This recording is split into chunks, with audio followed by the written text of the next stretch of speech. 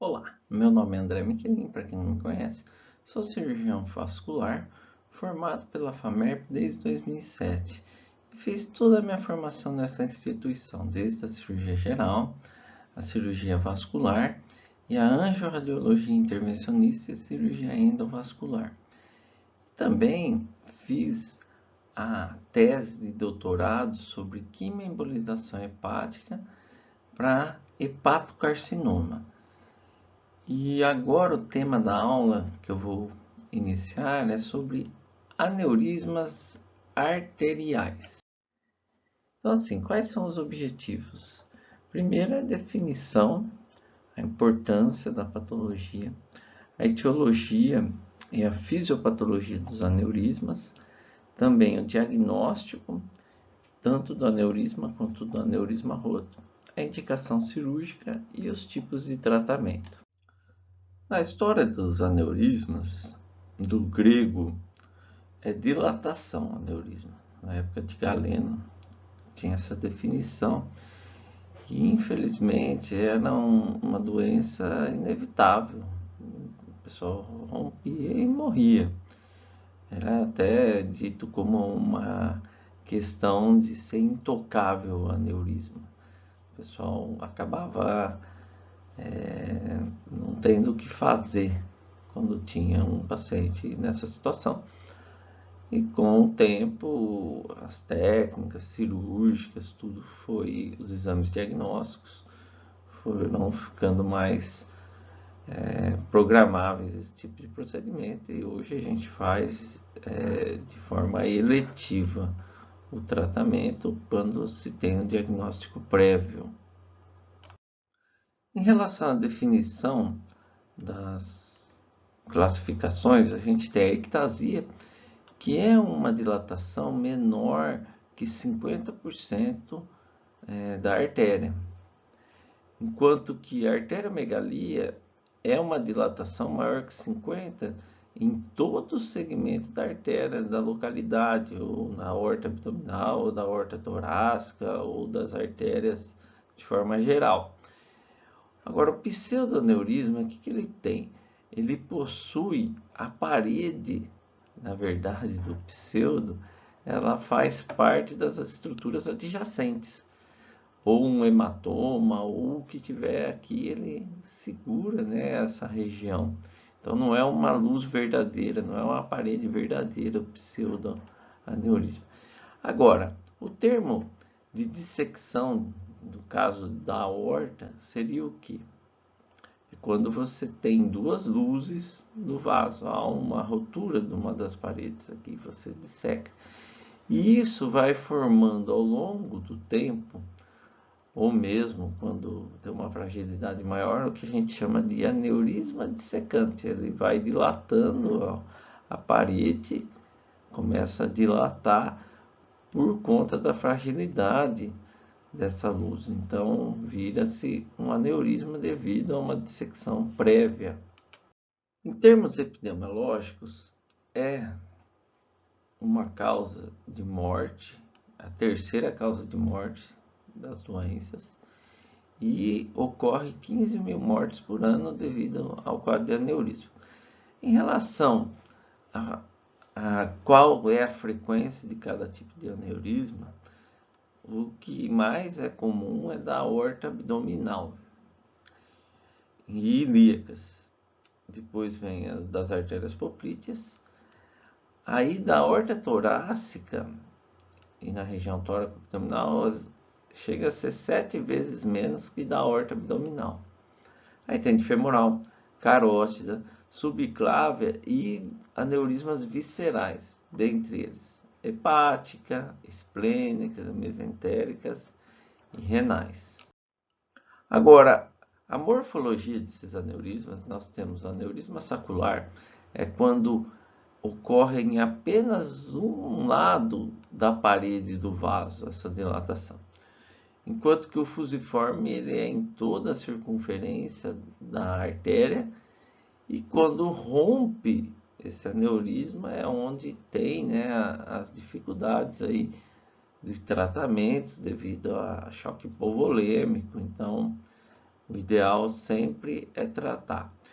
Em relação à gravidade, o aneurisma sacrolar ele tem uma frequência maior de rotura em relação ao fusiforme, isso independente do diâmetro do vaso. Agora, em relação à parte da etiologia, classificamos o aneurisma como degenerativo, aterosclerótico, e às vezes não de forma específica, uma parte mais inflamatória, existem os aneurismas inflamatórios. E também a parte congênita, né?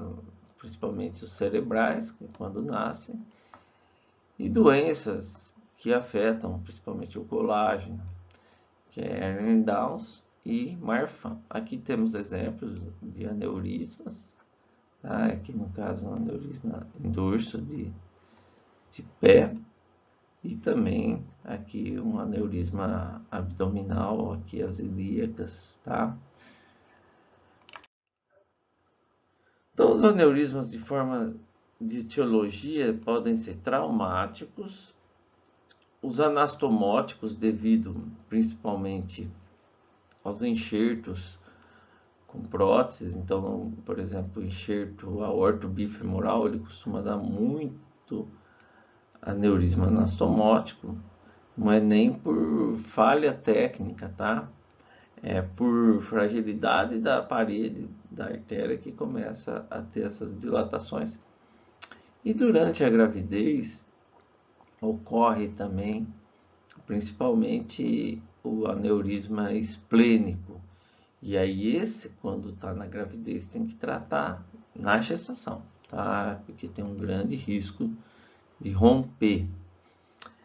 A fisiopatologia existe tanto as alterações estruturais, que seria da elastina e do colágeno, a parte dos efeitos hemodinâmicos, a lei de Laplace, né? Então, quanto aumenta mais o diâmetro, não é?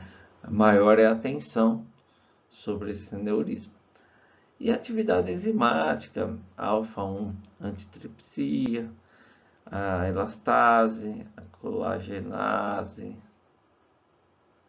e também a história familiar, né, de aneurismas. Isso é importante também em termos de etiologia. Em relação à parte da etiologia, nós temos tanto os aneurismas inflamatórios, que teria a doença de BC, a poliarterite nodosa, a arterite de Takayasu, o lúpus, a artrite reumatoide.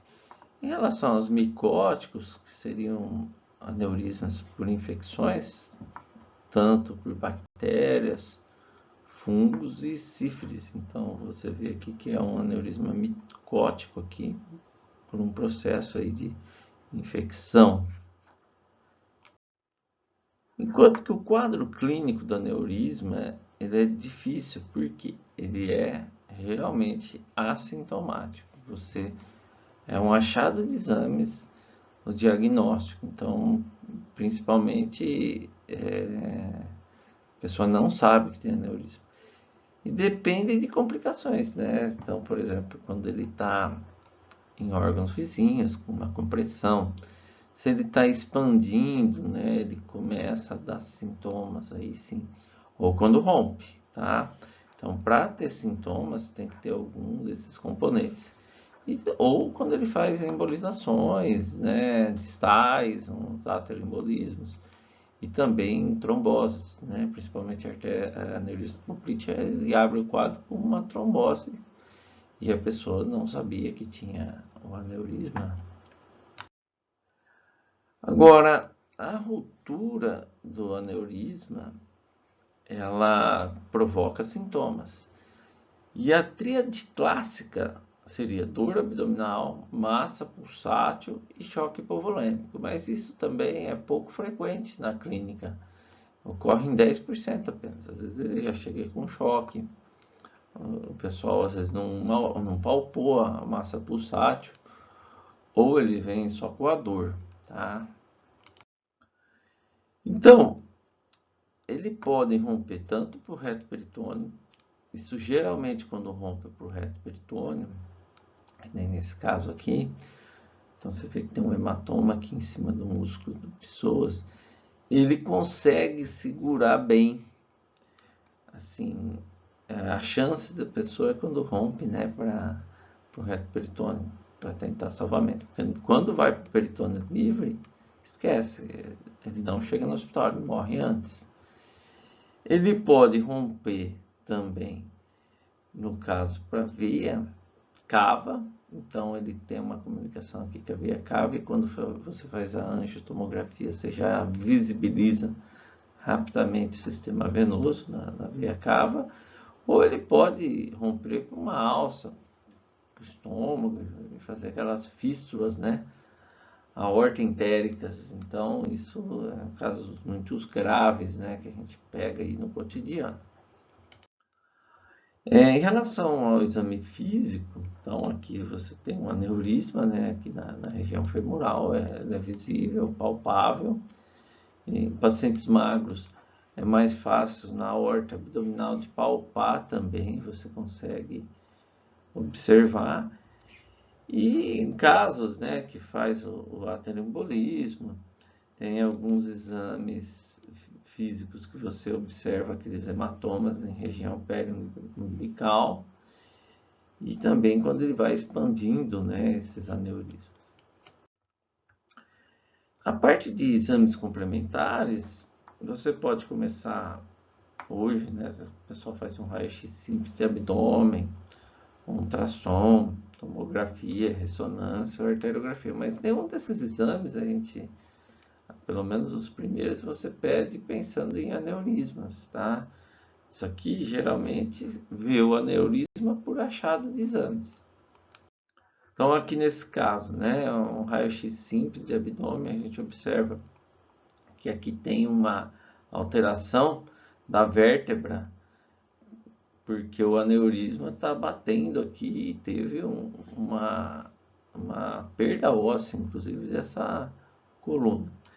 Aqui você vê uma calcificação da parede do aneurisma, e aqui o ultrassom que mostra, né, a dilatação. Então o exame simples, o ultrassom consegue ver. Então geralmente muitos dos aneurismas são diagnósticos com ultrassom, que o pessoal vai fazer de rotina, e o ultrassonografista ele vê que tem uma dilatação da aorta, tá certo? A tomografia hoje, a angiotomografia, é um exame padrão para fazer o diagnóstico preciso, porque a gente consegue medir esse aneurisma de forma que fica mais fácil de pensar na terapêutica, principalmente nos tratamentos endovasculares. Então, é fundamental uma tomografia. E no caso, você observa bem, consegue medir a distância para renal, principalmente com alguns programas, alguns softwares, né, que nem no Osirix, você consegue ter uma precisão hoje na aferição do aneurisma e colocar a endoprótese de acordo com o diâmetro que você necessita. Olha aqui mais uma imagem, ó. A gente consegue medir a distância para a bifurcação das ilíacas, você consegue calcular o diâmetro, você consegue analisar o cólon, você consegue ter uma previsão do procedimento. Então hoje o tratamento ele começa antes, começa no exame diagnóstico, uma preparação na aferição dessas medidas para você executar o tratamento endovascular. Mais exemplos de angiotomografia, as imagens ficam bem nítidas, às vezes você consegue ver se há uma dificuldade, principalmente no acesso das ilíacas, se tem alguma placa, alguma estenose que vai dificultar a subida da endoprótese. E a angiorressonância, ela também ajuda, né, na programação, mas hoje a ressonância a gente utiliza mais para analisar os endoliques também, né? Principalmente o de endotensão, endolite tipo 5. Então é um exame que a gente reserva mais para essas situações, não é um exame que a gente faz para programação do procedimento em si. A arteriografia ela é um exame, hoje, para aneurismas apenas terapêutico. A gente não necessita fazer uma arteriografia antes para fazer o procedimento, tá?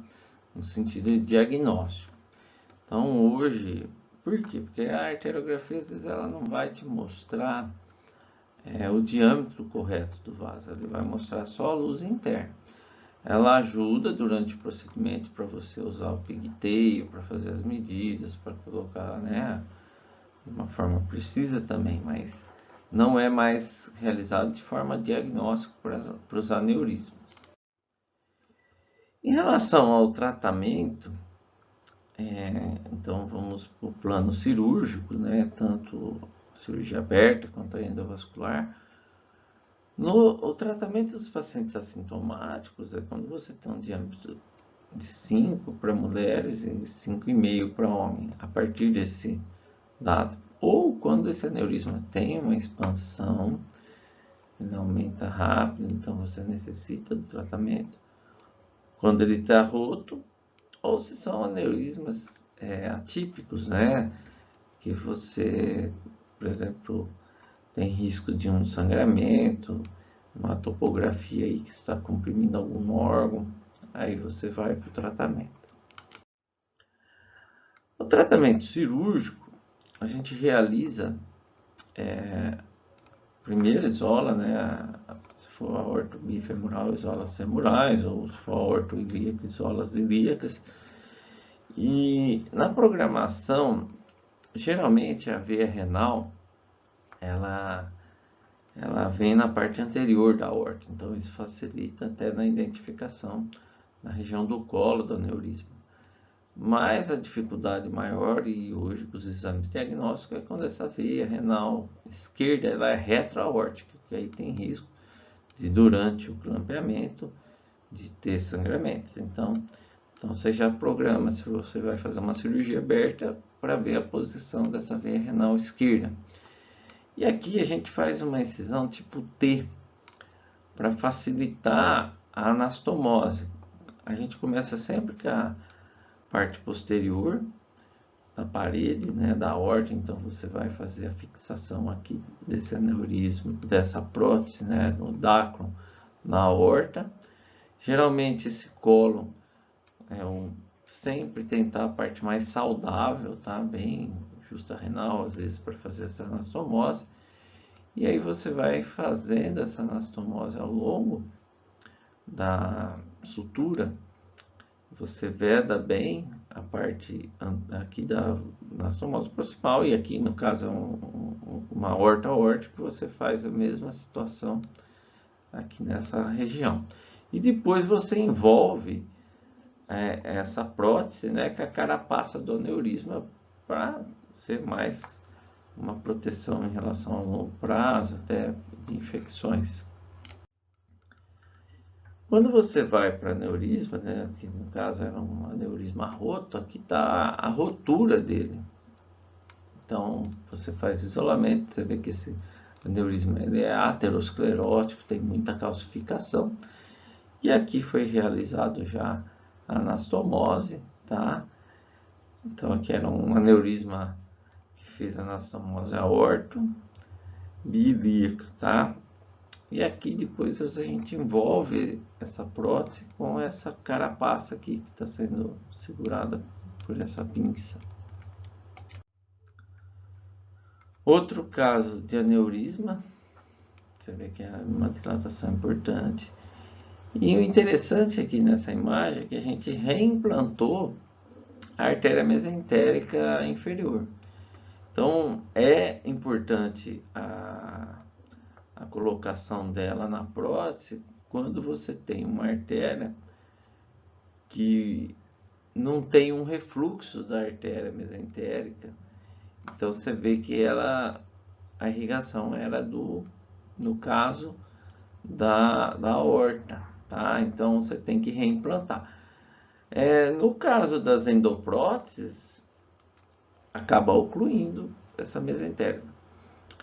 Assim, o que vai dar mais problema de não reimplantar a mesentérica é paciente que já tem doenças, tanto na mesentérica superior e mesentérica e no tronco celíaco, que são as isquemias, né, mesentéricas crônicas.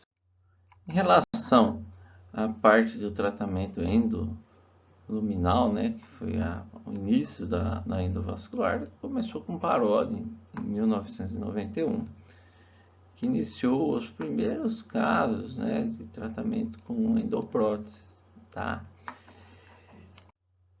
E o tratamento hoje com a endoprótese é um tratamento totalmente programável. Hoje você tem várias medidas, vários tipos de prótese para poder realizar esse tratamento de forma segura, respeitando, né, o colo. Então aqui você consegue ter aqui o colo do aneurisma revestido, né? E essas endopróteses às vezes têm free flow, ganchos, né, que conseguem ter uma fixação. Aqui no caso é uma endoprótese trimodular. Nessa figura aqui fica bem caracterizado o que é esse free flow. Geralmente ele fica ou na altura das renais ou acima das renais, dependendo do comprimento dele. Então você vê nessa imagem que ela ficou bem rente às renais. Teve uma adaptação no colo aqui e indo para a parte das ilíacas. Aqui no caso é uma endoprótese da Endologix, da FX, que você tem a liberação primeira do corpo, que desenha a bifurcação das ilíacas e a aorta distal, e depois você vem com o complemento dessa prótese. E aqui são os modelos. Então essa aqui que eu comentei agora, da FX, você tem esse modelo aqui que é da Cook, você tem esse que é da Gore, que é uma trimodular também. E essas próteses, elas são hoje muito maleáveis, principalmente em bifurcações. Você consegue ter uma boa posição, você consegue ver melhor. Então, é o melhor tratamento hoje em termos de rapidez em relação à comodidade, né, no pós-operatório para os pacientes. Aqui é uma imagem dessa prótese já colocada no paciente, né? Então aqui tem o catéter pigtail, a gente consegue fazer com precisão a liberação aqui, ó, pegando só as renais certinho. E aqui é o free flow. Agora, o que é o desafio, né, que a gente fala em relação ao tratamento endovascular? Está relacionado principalmente com o colo do aneurisma. Então, por exemplo, você pegar um aneurisma com um colo tiver maior que 60 de ângulo aqui, dificulta muito. Tem que ser algumas próteses específicas que realizam esse tipo de procedimento. Outra questão é o comprimento desse colo. Se ele for menor que 15 milímetros, também na ancoragem da endoprótese aqui tem riscos dela migrar. Outra questão que altera é placa, né? Calcificações no cólon e também a presença de trombos, tá? Isso vai alterar. E o formato, né? Se esse colo ele é um colo inverso, né? Ele é cônico inverso. Se esse colo ele tem uma alteração anatômica. Então isso atrapalha bastante na hora de colocar a endoprótese, com risco dela desabar. Na verdade, o colo ele é importante para você fazer a ancoragem dessa endoprótese. Quando a gente vai fazer o procedimento, hoje tem técnicas que pode ser totalmente percutâneo e utilizar os mecanismos de fechamento do vaso, né? Então, tem o Geosil, o Perclose, que possibilita, às vezes, dependendo a quantidade de frentes que você utiliza da endoprótese, você pode pôr 2 mecanismos de fechamento sem a necessidade de você fazer uma dissecção das virilhas. Tem próteses hoje, que nem a FX, que você disseca um lado e faz punção do outro. Então, facilitou muito os acessos para você fazer uma técnica minimamente invasiva. Aqui é a imagem daquele colo mais tortuoso, e aqui foi colocado uma endoprótese, no caso, para você conseguir restabelecer esse colo, né? E é um colo tortuoso, a gente utilizou aqui uma prótese anaconda. Aqui uma imagem de um aneurisma com dilatação, e foi corrigido aqui no caso com uma endoprótese, que é a FX. Então aqui foi uma prótese AFX, a Endologix. Aqui também o aneurisma de ilíaca, que foi tratado com uma endoprótese. Aqui também a gente observa que era um aneurisma com o colo bem dilatado, uma dilatação toda irregular, e conseguimos realizar o procedimento aqui sem vazamento, sem nada. Nesse caso aqui era um aneurisma sacular. Então a gente fez primeiro a colocação daquela prótese FX, ó, e aqui tinha um colo ainda para complementar, e conseguiu colocar a extensão e fechou sem vazamento, sem alteração em relação à parte do aneurisma.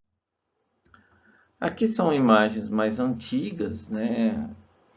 Na época do nosso professor Dr. Adinaldo e também Luiz Fernando Reis, né?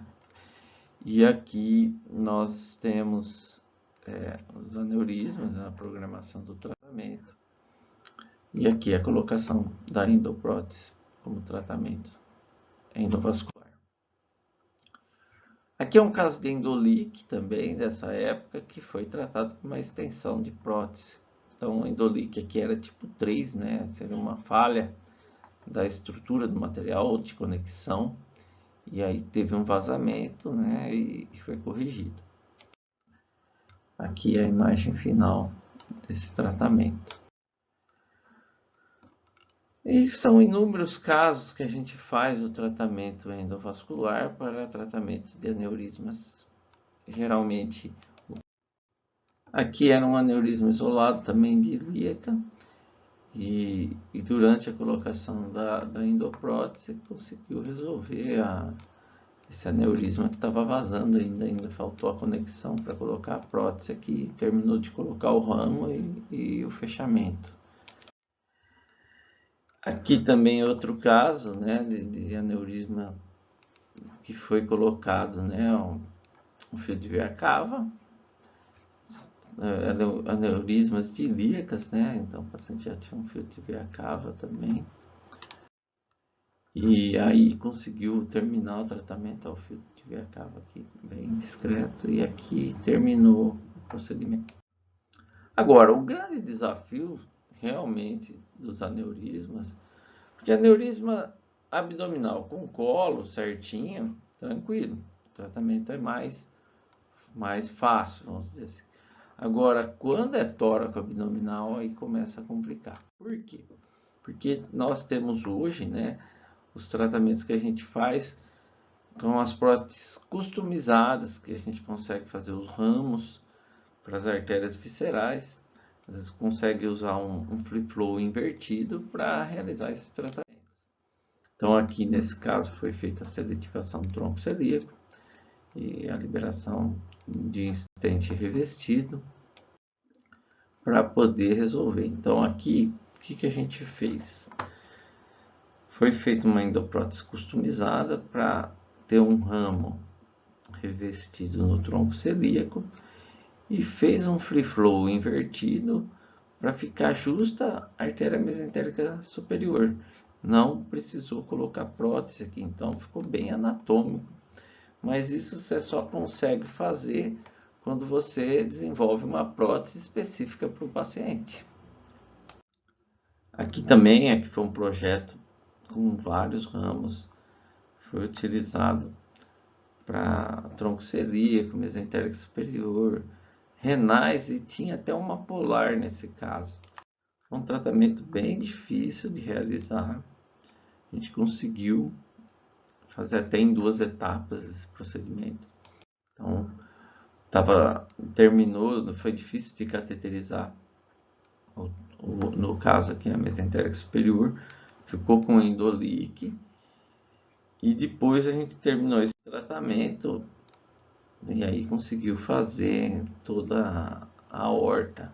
Mas é bem complicado os tratamentos da aorta tóraco-abdominal.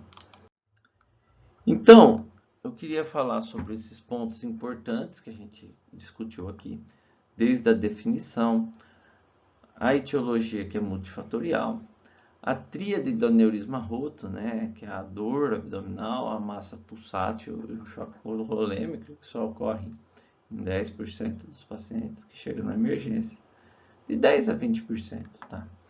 O diagnóstico por imagem, o mais importante seria a angiotomografia, e quais os tipos de tratamento que a gente pode realizar para esses pacientes, desde a cirurgia aberta quanto a endovascular, que hoje ela no nosso país é realizada pelo SUS, então facilitou a utilização desses tipos de próteses, né, para tratamento. E o que mais complica, né, nos tratamentos endovasculares são os endolíquicos ao longo do... Pode ser endolíquico tipo 1, que tem que ser tratado, e os endolíquicos tipo 2 acompanhados, o 3 tem que tratar também. O 4 seria por porosidade, dá para guardar. E em relação a opções terapêuticas, hoje a gente tem vários tipos de tratamento. O Einstein morreu de aneurisma roto, então você vê, é muito difícil essa patologia, né? Então, pacientes tabagistas ou história familiar de aneurismas tem que tomar bastante cuidado. Eu agradeço, né, vocês estarem acompanhando até o final dessa aula, que foi um pouco longa, e abro o convite, né, para vocês assistirem as outras aulas que estão no Instagram, no Facebook, no YouTube, e também, se você está gostando do conteúdo, compartilhar com seus colegas vasculares ou também com os residentes da vascular, tá? Então, um abraço a todos e até a próxima aula.